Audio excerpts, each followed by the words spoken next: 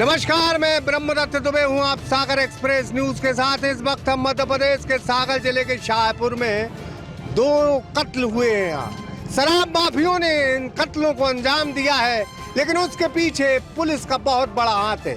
यहाँ का चौकी प्रभारी हत्यारा है, साथ में एक आरक्षक है रविंद्र चौहान, जो इस शराब दुकान को संचालित करता था। आरोप बहुत है। हम बार बार कहते हैं कि पुलिस कप्तान साहब आप नए हो और आप बड़ी बड़ी बातें करके प्रेस कॉन्फ्रेंस में आए हो, लेकिन जमीनी स्तर पर अपराध बदस्तूर जारी है। और जहां तक कांग्रेस के प्रदर्शन का सवाल है, कांग्रेस प्रदर्शन क्यों ना करे जब भारतीय जनता पार्टी इस अपराध को पनाह दे रही है। तब कांग्रेस सड़कों पर आएगी। लिहाजा हमारे साथ कुछ कांग्रेसी आज प्रदेश अध्यक्ष जीतू पटवारी यहाँ आ रहे हैं। भाई साहब, क्या कहेंगे कि कितना जघन्य हत्याकांड है, 2 लाशें बिछ गई और यहाँ का जो चौकी प्रभारी है वो इसे पूरे मामले को सड़क हादसा बता। बहुत ही दुखद और दुर्भाग्यपूर्ण है। पूरे क्षेत्र में जो है दहशत का माहौल है और एक दलित और एक प्रजापति नवयुवक जो अपने घर का अकेला चिराग था, उसकी नृशंस हत्या कर दी जाती है शराब माफिया के द्वारा। और पूरा पुलिस प्रशासन जो है उसको एक्सीडेंट बता के और उस मामले को रफा दफा करना चाहता है।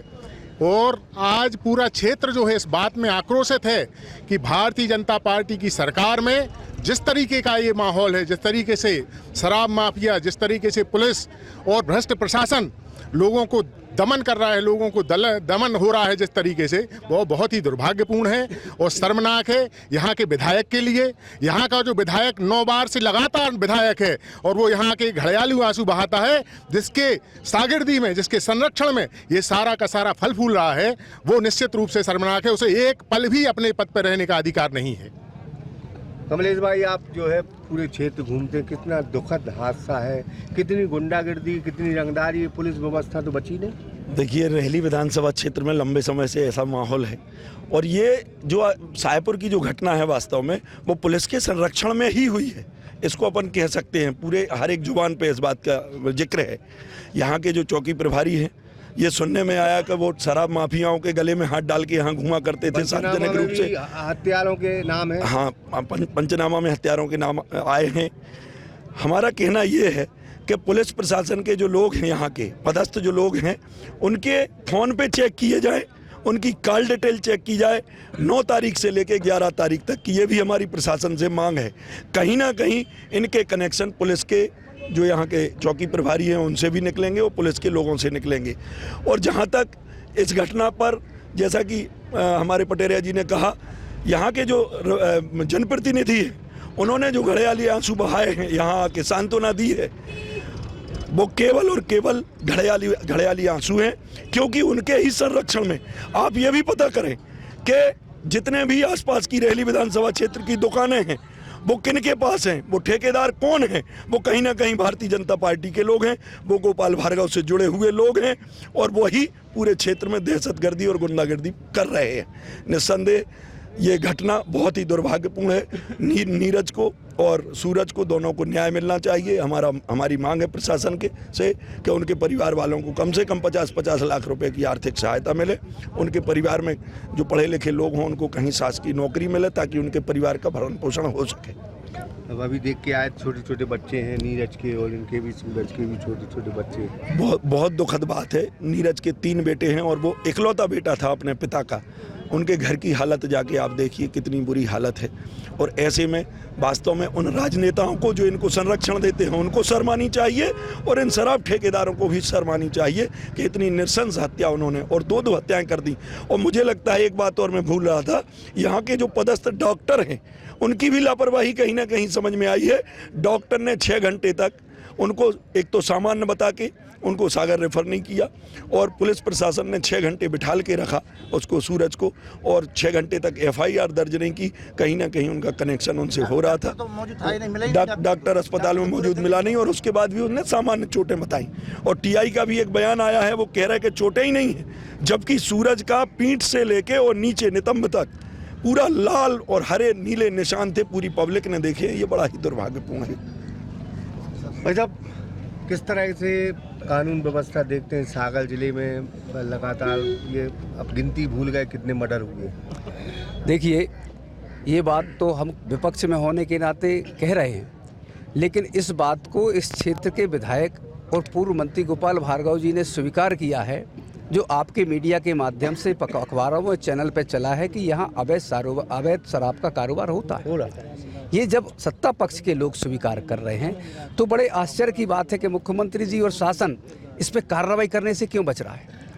इसलिए बच रहा है कि हम लोगों ने यहाँ आके देखा कि इस पूरे के पूरे अपराध में ये अपराध संगठित अपराध है, जिसमें प्रशासन, आबकारी और गुंडे सब शामिल होकर संगठित अपराध कर रहे हैं, और आज उसकी सज़ा भोले भाले लोगों ने अपनी जान गंवा के कमाई। इसलिए आज हम सारे लोग इस व्यवस्था में, जहाँ की तो पूरा तंत्र मिल गया है अपराध करने में, तो इस तंत्र के कारण पूरे आम जनमानस असुरक्षित है, लोकतंत्र असुरक्षित है। इस असुरक्षा की भावना को, लोकतंत्र की रक्षा के लिए आज कांग्रेस पार्टी इन परिवार के बीच आई।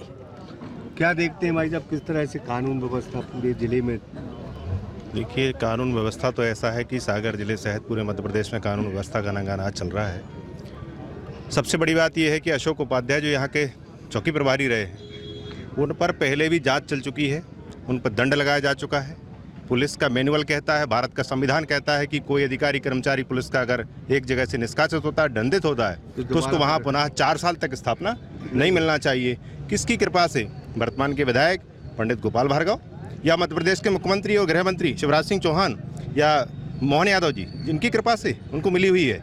जिस तरीके से शराब दुकान को हटवाने के आंदोलन में भी हम आए, शहीदों का कार्यक्रम यहाँ चल रहा था, मैं उसमें भी आया था, एक शाम शहीदों के नाम। तब मैंने देखा किस तरीके से यहाँ शराब पिए हुए लोग उपद्रव कर रहे थे, और वो थाना प्रभारी उस कार्यक्रम में शामिल थे, अशोक उपाध्याय जी, उनके द्वारा कोई कार्रवाई नहीं हुई। और इस तरीके से लोकतंत्र की हत्या हुई है कि 2 परिवार के लोगों को मार के और उनकी हत्या कर दी जाए, उनको जान से मार दिया जाए, तो मैं तो समझता हूँ कि लोकतंत्र बचा ही नहीं, संविधान ही नहीं बचा है। जिस तरीके से आम जनता के ऊपर हमला हो रहा है, और मैं तो ये देख रहा हूँ क्योंकि मुझ पे भी शराब माफिया हमला कर चुका है, तो मुझे बहुत अच्छे से मालूम है पूरे मध्य प्रदेश में सागर जिले सहित जितने भी थाने हैं, शराब माफिया चलाती है। भारतीय जनता पार्टी के राज में पिछले 20 सालों से नंगा नाच चल रहा है, और आम जनता को इसी तरह से जगह जगह कई जगह मारा जा रहा है। और शाहपुर की घटना की जितनी निंदा की जाए उतनी ही कम है, क्योंकि जिस प्रकार से सूरज और नीरज जी इस दुनिया से गए हैं, सभी ने देखा है कि देश में लोकतंत्र है, कानून है, पर उसका पालन कहाँ हो रहा है। और इन सब का सरगना है इस विधानसभा क्षेत्र के विधायक और पूर्व मंत्री पंडित गोपाल भार्गव और उनके बेटे, जो ठेके में शामिल हैं, जो एक सफ़ेद चोले में घूमते हैं, समाज के चोले में घूमते हैं। और पूरी विधानसभा, हम तो जुड़े हुए हैं, हमारी लगी हुई, हमारा जिला है, हमारी विधानसभा लगी हुई है, हम लगातार सैकड़ों कार्यक्रम में आते हैं, हम देखते हैं जिस तरीके से उन्होंने एक प्रेशर की राजनीति यहाँ डेवलप कर रखी। सब जगह से उनके हफ्ते जाते हैं, सब जगह उनकी पार्टनर, चाहे रोडों की बात हो, चाहे ठेका की बात हो, तो पता नहीं यहाँ के लोग क्यों उनके खिलाफ बोलने से डरते हैं। ये लोकतंत्र है, देश कानून से चलता है, देश संविधान से चलता है। बाबा साहब ने हमको संविधान दिया है, पर रैली में आके वो संविधान कहीं दिखता नहीं है। जिस प्रकार से सामने ये मंदिर बना हुआ है, ये तो आबकारी का ही नियम कहता है कि जब व्यवस्था नगर की होती है उससे 1 किलोमीटर की दूर इन ठेकों को होना चाहिए, तो अभी तक भी वो नहीं हटी है। तो निश्चित तौर पर जो मौतें हुई उनके प्रति मेरा गहरा दुख मैं व्यक्त करता हूँ, और आशा करता हूँ कि देश में संविधान बचे, लोकतंत्र के चौथे स्तंभ पत्रकार बंधु भी अपनी बात उठा नहीं पा रहे, हम जनप्रतिनिधि लोग भी अपनी बात नहीं उठा पा रहे हैं। आज हमारे प्रदेश के मुखिया आदरणीय जीतू पटवारी जी उस बात को उठाने के लिए आ रहे हैं, इसीलिए हम सब लोग एकत्रित हुए हैं। क्या कहेंगे वकील साहब आप? भाई साहब, हमारे देश के विद्वान कहते हैं पुलिस के बारे में कि जहां सुरक्षाकर्मी जब चाहें जिसको कर दें अंधा, और पुलिस के थाने ऐसे जैसे पंडों का धंधा, इससे अच्छी वानगी शाहपुर के अलावा पूरी मध्य प्रदेश में हो नहीं सकती है। संपूर्ण नगर के लिए इस बात की जानकारी थी कि 2 मौतों में से 1 मौत रात्रि 12 बजे हो गई है, और इस बात की हम सब लोगों के लिए जानकारी आई। और जब वो हत्यारे लोग उस गाड़ी में उस डेड बॉडी के लिए सागर के 2 अस्पताल ले गए, और जब डॉक्टरों ने मृत घोषित कर दिया, और जब वो पुनः वापस आए, तो यदि कॉल डिटेल्स निकाली जाए तो उसी दौरान में अशोक उपाध्याय ने अपने वरिष्ठ अधिकारियों से ये परामर्श किया और एक लंबा चौड़ा सौदा तय किया कि इस घटना के लिए एक्सीडेंट की घटना कैसे बनाई जाए। एक एक बात की यदि उसका ऑपरेशन होगा तो मैं तो एक एक बात की सबूत देने को तैयार हूँ जी। अब ये तो सारे लोगों ने बताया ही है, जैसे कि हमने अपने साहित्य शब्दों में बताया है कि और पुलिस के थाने ऐसे जैसे पंडों का धंधा। तो इस घटना के लिए, इस हत्या के लिए कैसे उन्होंने एक्सीडेंट की घटना में तब्दील करना चाहा, तो इससे बड़ा नंगा नाच तो कोई दूसरा हो नहीं सकता है। मैं तो चूँकि कानून का विद्यार्थी होने के नाते 20-22 वर्ष की वकालत में ऐसा मैं पहला केस देख रहा हूँ कि संपूर्ण नगर के लिए इस बात की जानकारी चली, हम सब सड़कों पर आए और सुबह 6 बजे से उस पीड़ित के साथ में सुबह 2 बजे दोपहर 2 बजे तक पूरा नगर सड़कों पर रहा, लेकिन FIR करने को ना तो SDOP साहब और ना ही उनके अधीनस्थ अधिकारी FIR करने को तैयार नहीं थे। जब उनके लिए लगा और जब additional SP Lokesh Sinha ji SP नहीं आए, लेकिन SP नहीं आए, एडिशनल SP लोकेश सिन्हा जी आए। SP को आना चाहिए, SP के लिए आना चाहिए और कानून है देश का जी कि यदि कहीं एट्रोसिटी होती है, मंत्री को गुलदस्ते देने के लिए वक्त है उनके पास जी, और यहाँ 2-2 लाशें बिछ जाती हैं, SP के यहाँ वक्त नहीं। दुर्भाग्य है, इस लोकतंत्र का दुर्भाग्य है, इस कानून का दुर्भाग्य है और लोग नैतिक मूल्यों से इतने गिर रहे हैं। अच्छा समाज और अच्छा राष्ट्र कैसे बनेगा? तो और एक बात और इसमें बहुत महत्वपूर्ण है कि जो चुटेल था, जो एक दिन बाद जिसकी डेथ हुई है, चिल्लिया कह रहा था पूरे नगर के सामने, मीडिया के सामने, चौकी में सारे अधिकारियों के सामने कि 12 लोगों ने हमारे साथ घटना कारित की है और 5 लोगों के नाम हम जानते हैं और यदि शनाख्त परेड कराई जाएगी तो 7 लोगों के लिए मैं पहचान लूँगा। लेकिन 7 लोग अन्य में डालने को FIR में तैयार नहीं थे, ना ही अन्य में उन्होंने डाले हैं। कानूनी तौर पर पूरे पुलिस के अधिकारियों ने इसको बचाने का काम किया है और हम लोग जब नाम लिखाने में संघर्ष कर रहे थे चौकी के अंदर और हम लोगों को SDOP साहब फटकार लगाने का काम कर रहे थे कि तुम SDOP कौन है? SDOP प्रकाश मिश्रा जी, कि तुम लोग यहाँ पर नेतागिरी करते हो। हमने कहा साहब क्या नेतागिरी कर रहे हैं, लोग मर रहे हैं और ये तो ज़्यादा चोट आ गई इसलिए वो मर गए। हमारे पास पूरी सूची है, पर डे सूची बना के एक ना एक लोगों के लिए पर डे उन्होंने मारपीट की है और 20-22 लोग हमने इसकी सूची पूरी हमने बनाई है, आज भी घर में कराए रहे हैं। उनकी इतनी हिम्मत नहीं है कि वो चौकी में रिपोर्ट कर पाएँ।